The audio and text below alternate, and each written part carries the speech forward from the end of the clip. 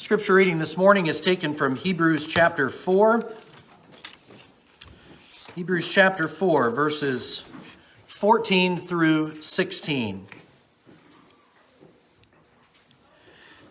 Seeing then that we have a great high priest that is passed into the heavens, Jesus the Son of God, let us hold fast our profession.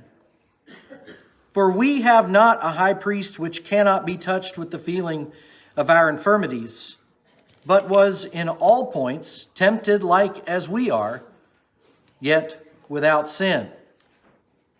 Let us therefore come boldly unto the throne of grace, that we may obtain mercy and find grace to help in time of need.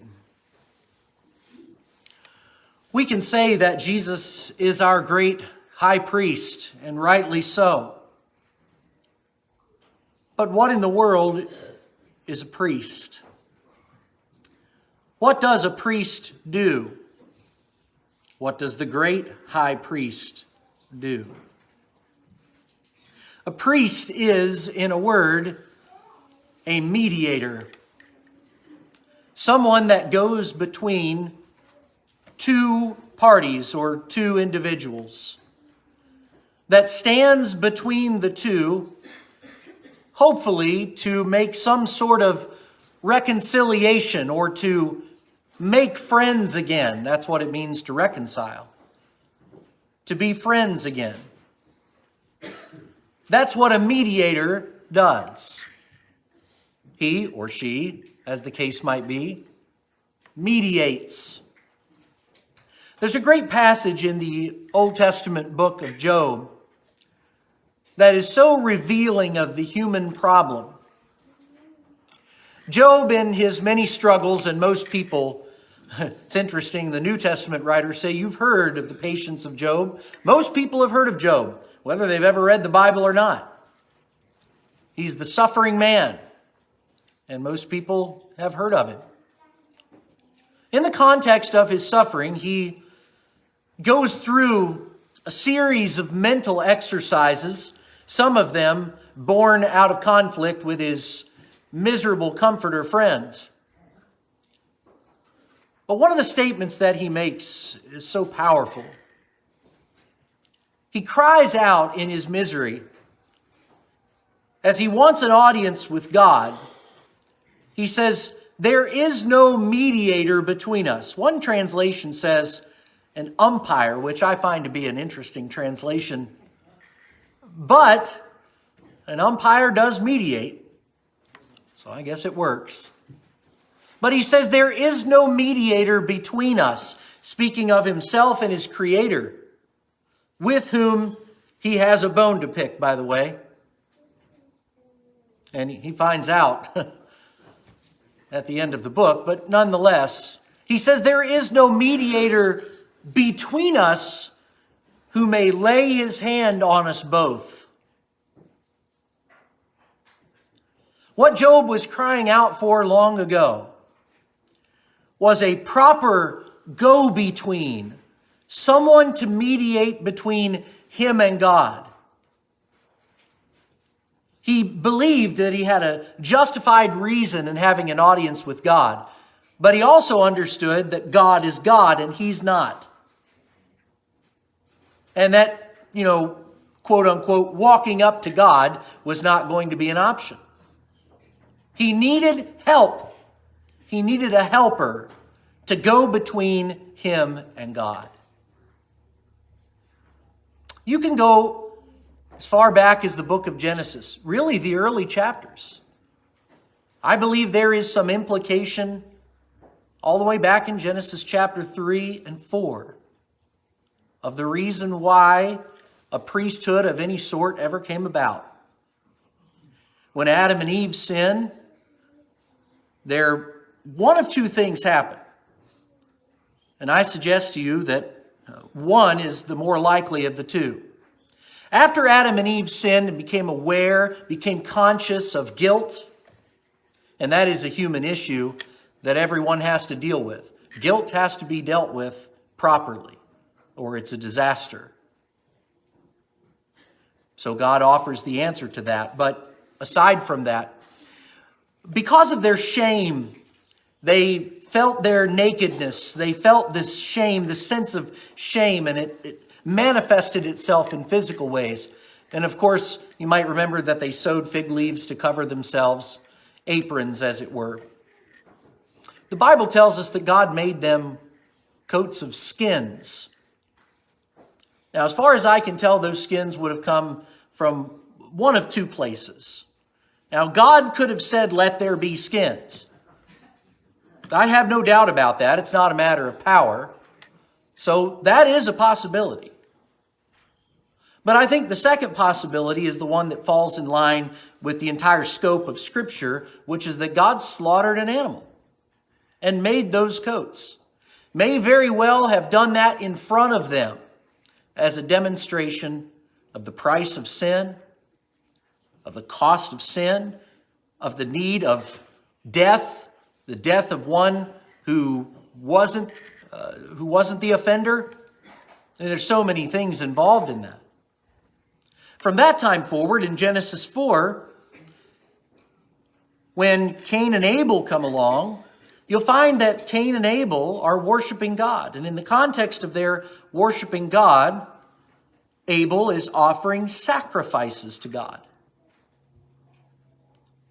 And Cain offers a sacrifice also, but they're totally different nature, but they offered something to God. They're acting in their home as priests. To take us back to Job, one of the things that is told us, and probably one of the reasons why, among many other reasons, but one of the reasons why Job is dated as late as it is, or as early, I guess we should say, in time as it is because when we find Job, after description of what a great guy he is, it's said that he was making sacrifice on behalf of his children. Job was a mediator. Interesting that later he would realize that he needed a mediator. But he was mediating on behalf of his children, offering sacrifices on behalf of his home, his family. He was mediating. He was acting as a priest.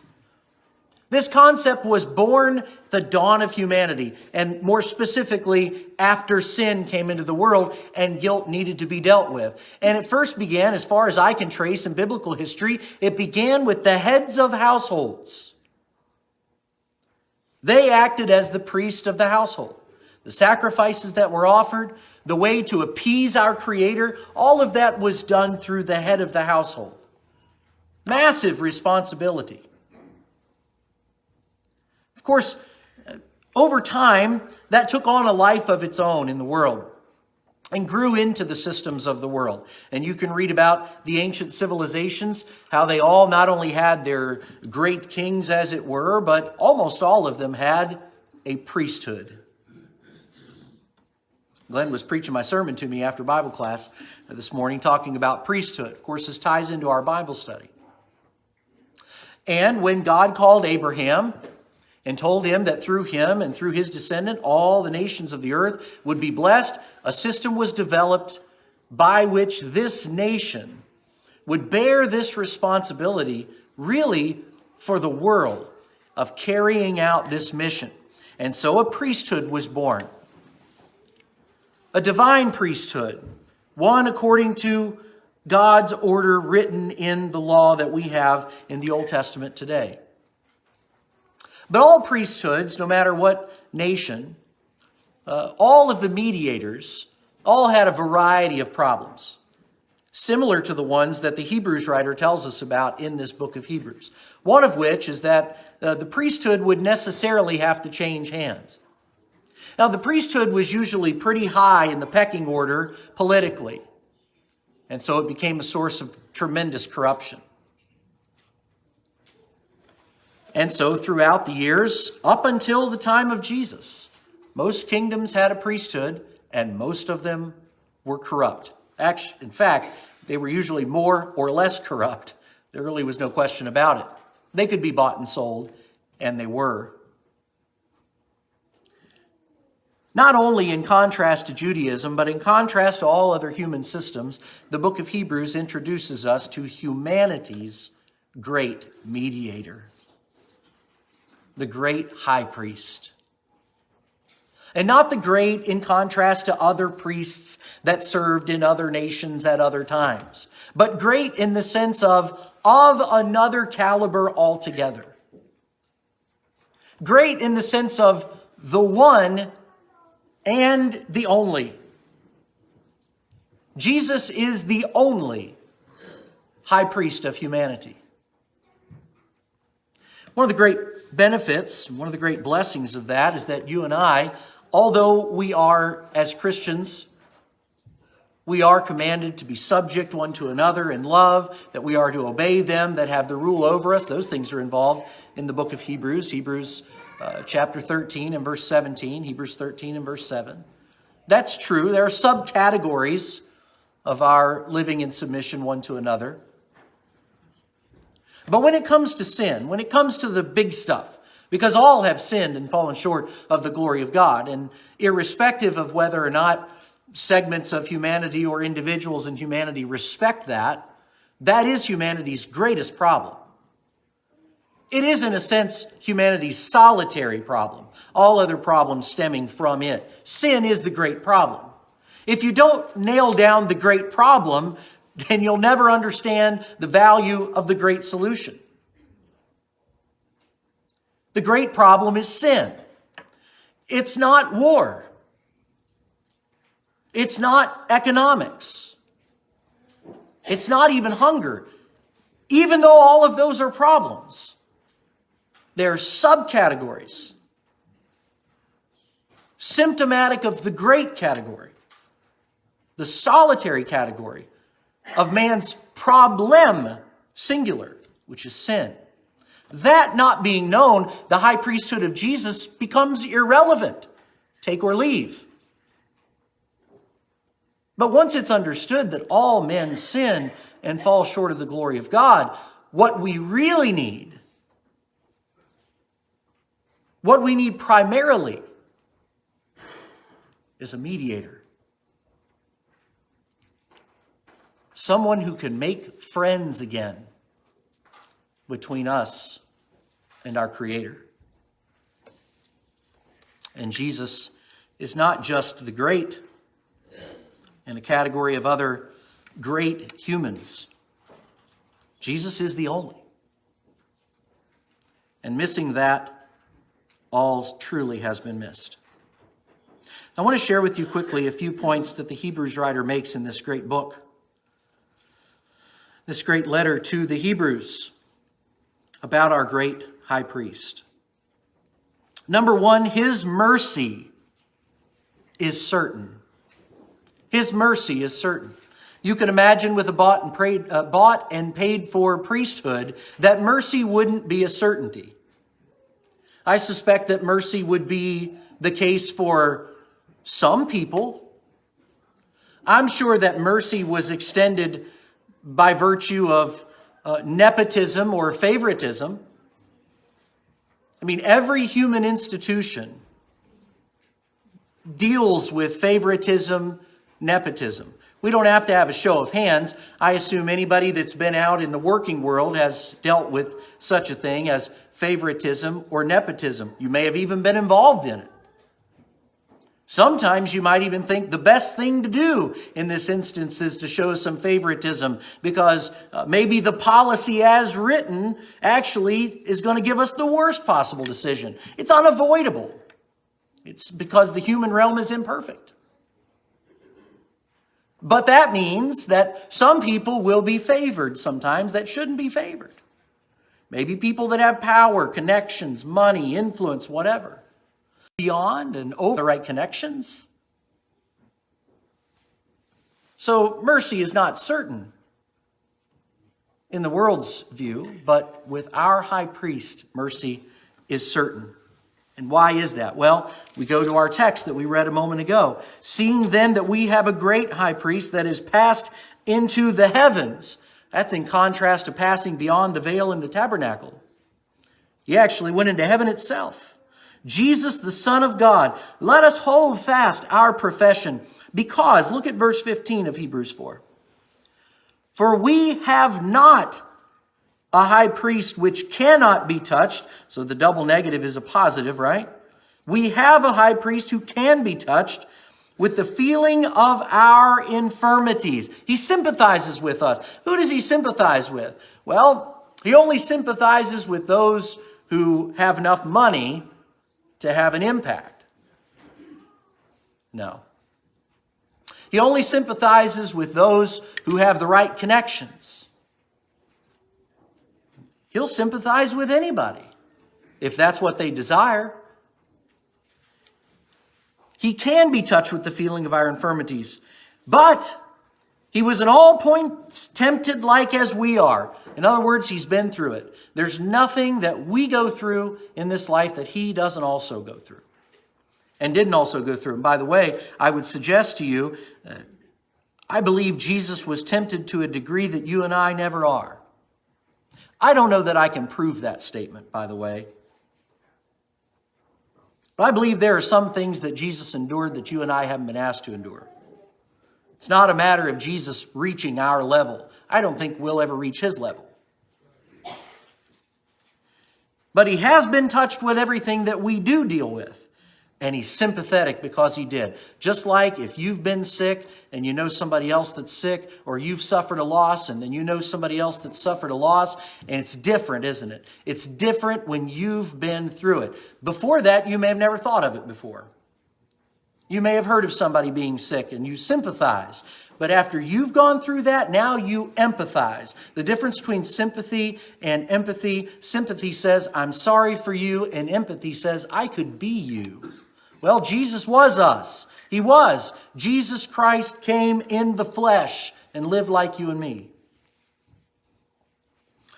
He was in all points tempted like as we are, yet, and this is what makes him a faithful mediator. So he sympathizes on the one hand with you and me.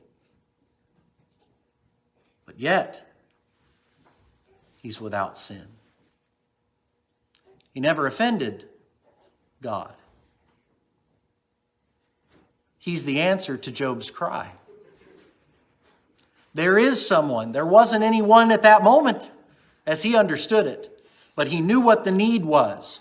We needed somebody that could lay his hand on us both. Someone who had the presence of the perfection of God because he was perfect, but someone who also suffered like we suffer and is tempted like we're tempted. And so his mercy is certain. Secondly, his office is superior. His office is superior. Turn now to Hebrews chapter 5. Beginning in verse 6.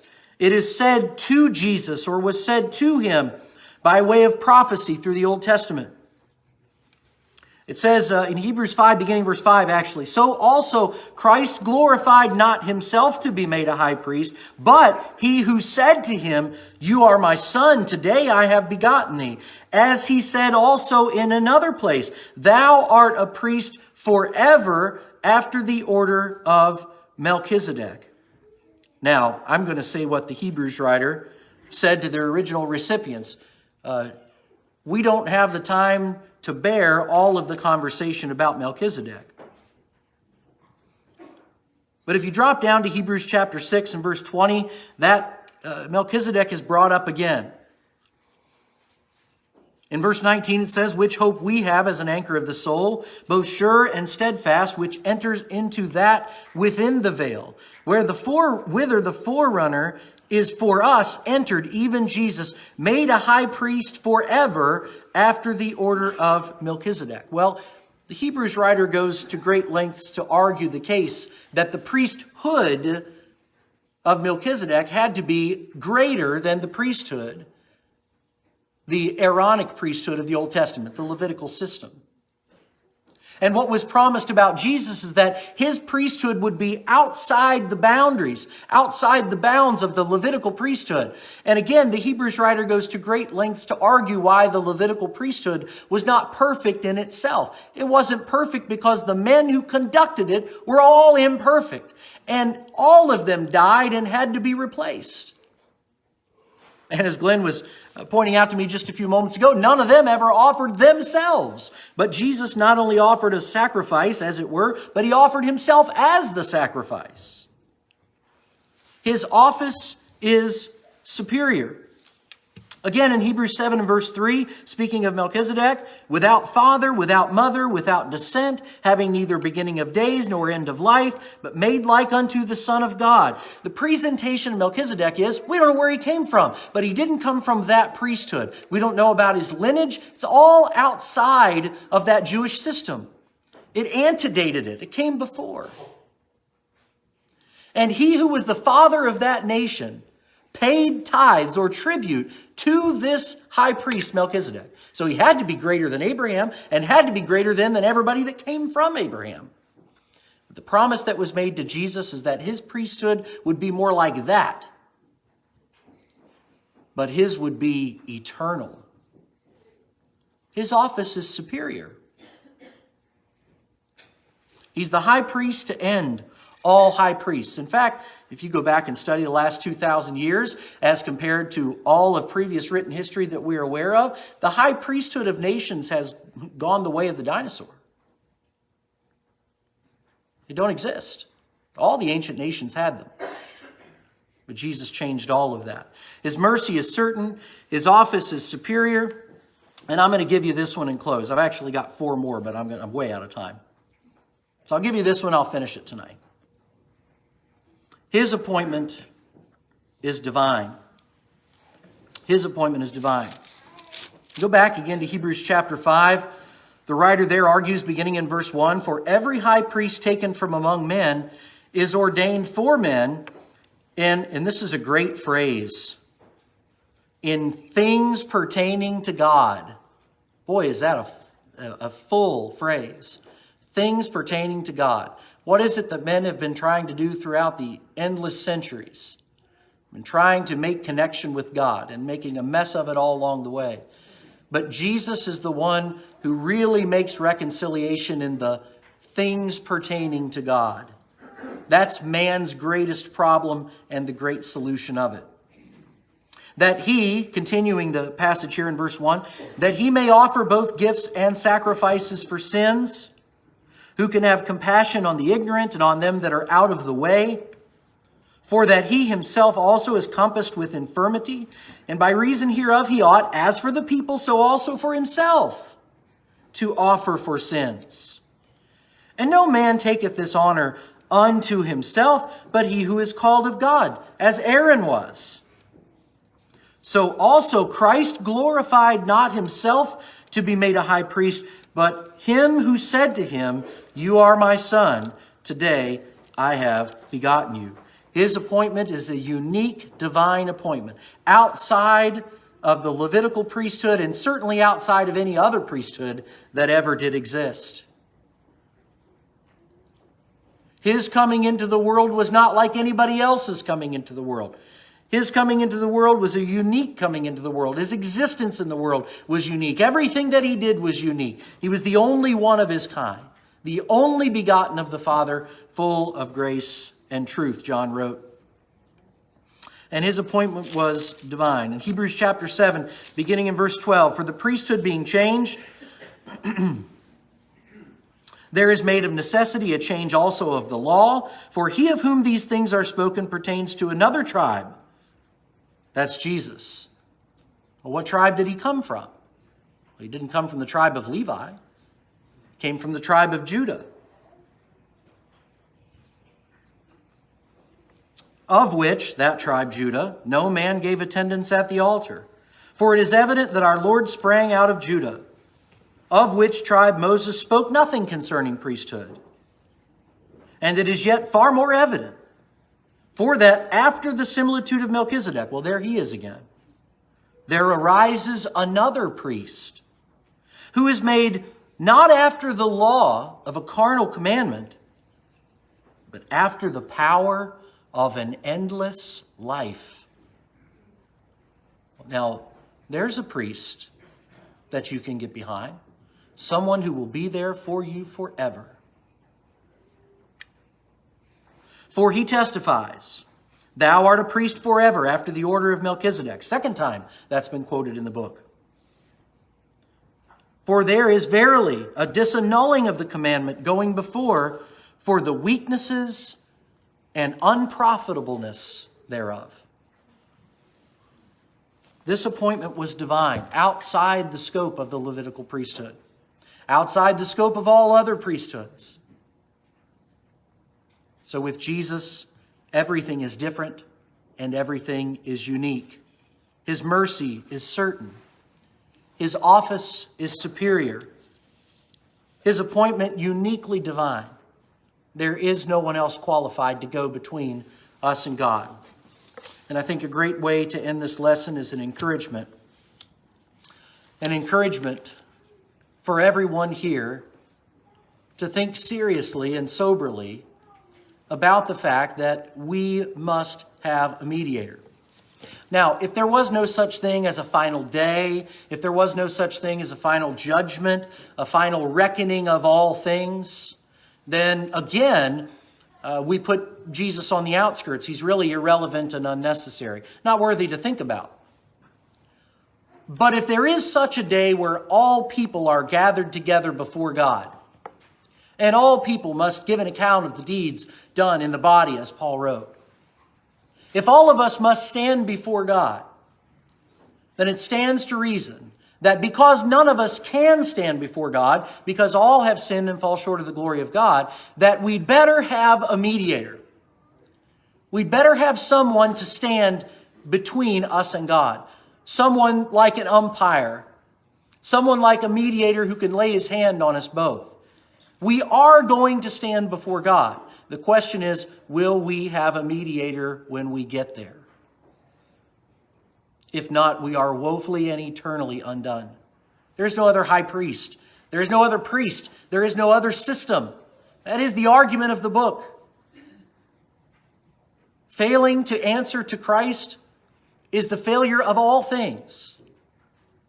And that it sounds like a big ask to say, well, Jesus is absolutely exclusive. Are we sure? Well, let me tell you, get sure. Find out if you don't know.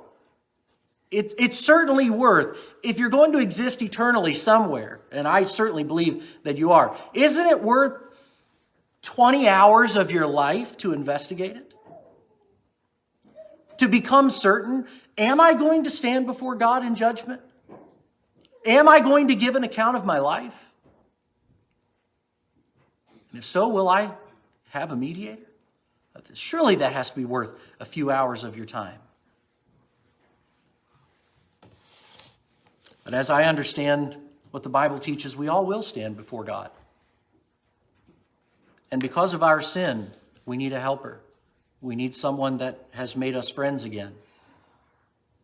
And if you don't have that, you will have missed everything. We'll give it some sober thought. If there's anyone here today who hasn't obeyed the gospel, perhaps you've been thinking about that very thing. You've been thinking about confessing your faith in Jesus maybe and repenting of your past sins and putting him on in baptism for the remission of your sins. That's what he's called upon us to do so that he can be our mediator, so that he can extend mercy to us. If you're willing to do that today, we want to encourage you to do that. We can help you. Or if you're a child of God today and you've strayed away, there is no one else. There is no thing else. We have to have him. We need him. And if you find yourself straying away, you need to come back home. If you need to answer the Lord's call today, if we can help you in any way, won't you let us know while we stand and sing? I have decided to follow Jesus. I have